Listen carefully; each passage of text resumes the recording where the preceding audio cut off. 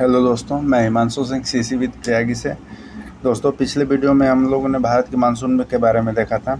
आज आइए एक महत्वपूर्ण टॉपिक भारत के आपदाओं के बारे में जानते हैं। तो चलिए स्टार्ट करते हैं। सबसे पहले देखते हैं प्राकृतिक आपदा। तो मानव पर दुष्प्रभाव डालने वाले प्राकृतिक परिवर्तनों को प्राकृतिक आपदा कहते हैं। ज्वालामुखी विस्फोट, भूकंप, सूखा, बाढ़, चक्रवात, मृदा अपरदन, पंख प्रवाह आदि प्राकृतिक आपदाओं के मुख्य उदाहरण हैं। जिसमें से एक महत्वपूर्ण प्राकृतिक आपदा हम लोग भूकंप के बारे में देखते हैं। भूकंप पृथ्वी के सतह के हिलने को भूकंप कहते हैं हम लोग।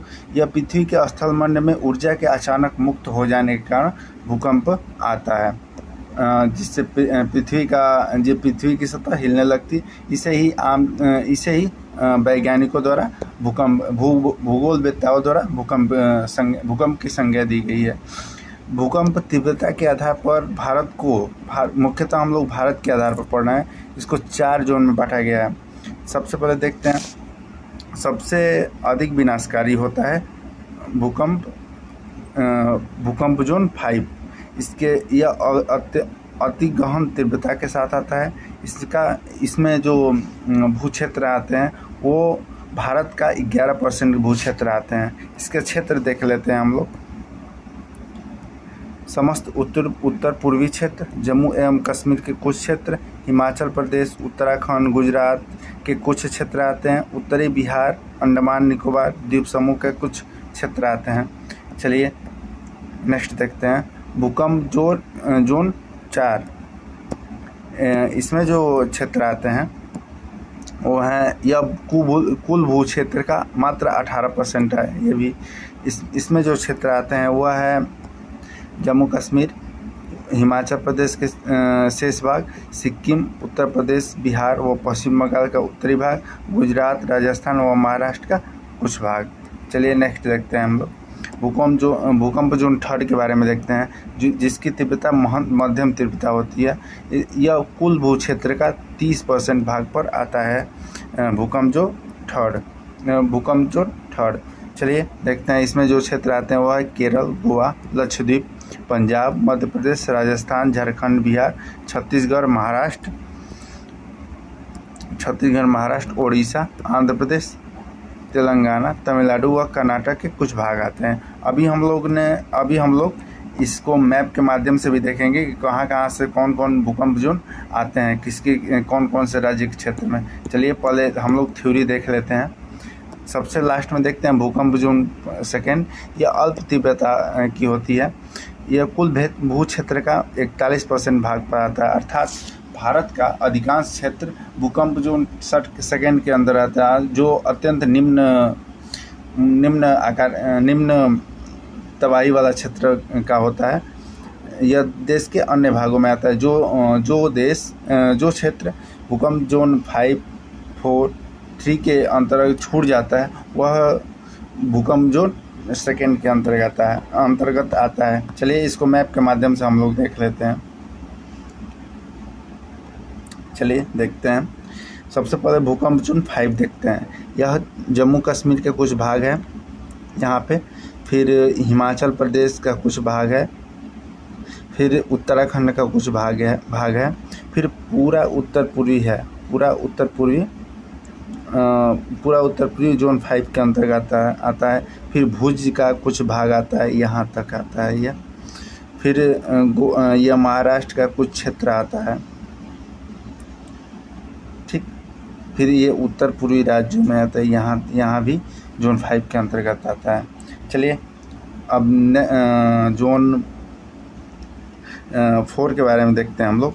जोन 4 यह है उत्तर प्रदेश का जो उत्तरी भाग है, उत्तर प्रदेश, बिहार या पश्चिम बंगाल का जो उत्तरी भाग है, यह सब जोन 4 के अंतर्गत आता है। जिसकी जो तीव्रता और तबाही होती है वह जोन 5 से थोड़ा सा कम होता है।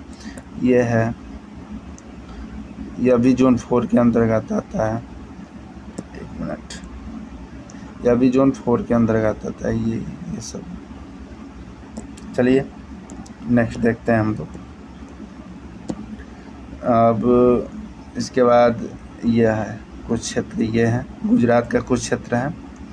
उसके बाद उत्तराखंड का कुछ क्षेत्र है, कुछ क्षेत्र हिमाचल प्रदेश, कुछ क्षेत्र ऐसे ही करके जम्मू कश्मीर का कुछ क्षेत्र भी आता है, लद्दाख का पूरा क्षेत्र आता है जोन 4 के अंतर्गत। चलिए नेक्स्ट देखते हैं। अभी देखते हैं हम लोग जोन 3 के बारे में। यह है जोन 3 जो उत्तर प्रदेश का कुछ क्षेत्र है। इसमें उत्तर प्रदेश का कुछ क्षेत्र है, बिहार, महाराष्ट्र, झारखंड, पश्चिम बंगाल का कुछ क्षेत्र है। फिर उसके बाद मध्य प्रदेश का कुछ क्षेत्र है, यह पूरा क्षेत्र है। फिर गुजरात, यह पूरा राजस्थान का कुछ क्षेत्र है। फिर महाराष्ट्र का कुछ क्षेत्र है, यह पूरा क्षेत्र है। ये केरल, तमिलनाडु का कुछ क्षेत्र है, कर्नाटक का कुछ क्षेत्र, आंध्र प्रदेश का कुछ क्षेत्र है। यह सकरी गली में होता है। फिर उत्तर प्रदेश इधर राजस्थान के कुछ क्षेत्र का है।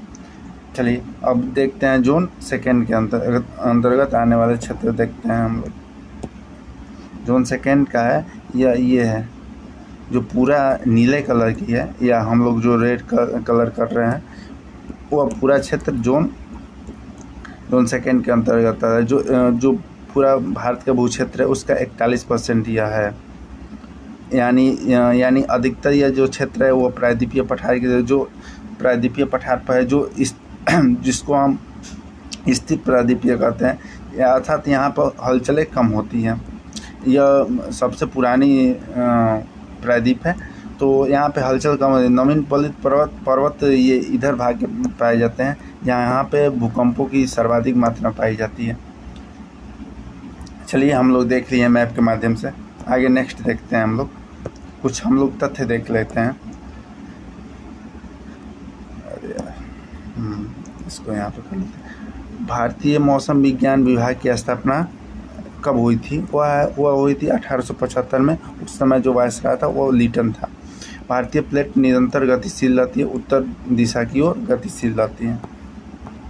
आइए कुछ परीक्षा दृष्टि से अन्य देख लेते हैं हम लोग। जो प्राकृतिक आपदा है उससे प्रभावित होने वाले क्षेत्र देखते हैं। बाढ़ उत्तर प्रदेश और बिहार के क्षेत्र में, भूकंप हिमाचल प्रदेश में आता है ज़्यादा, सूखा पश्चिमी व मध्य भारत के क्षेत्र में, सुनामी भारत का दक्षिणी तटीय क्षेत्र में आता है। बाढ़ इसलिए आता है उत्तर प्रदेश और बिहार, तथा इसमें एक चीज़ ऐड कर ले, असम के घाटी में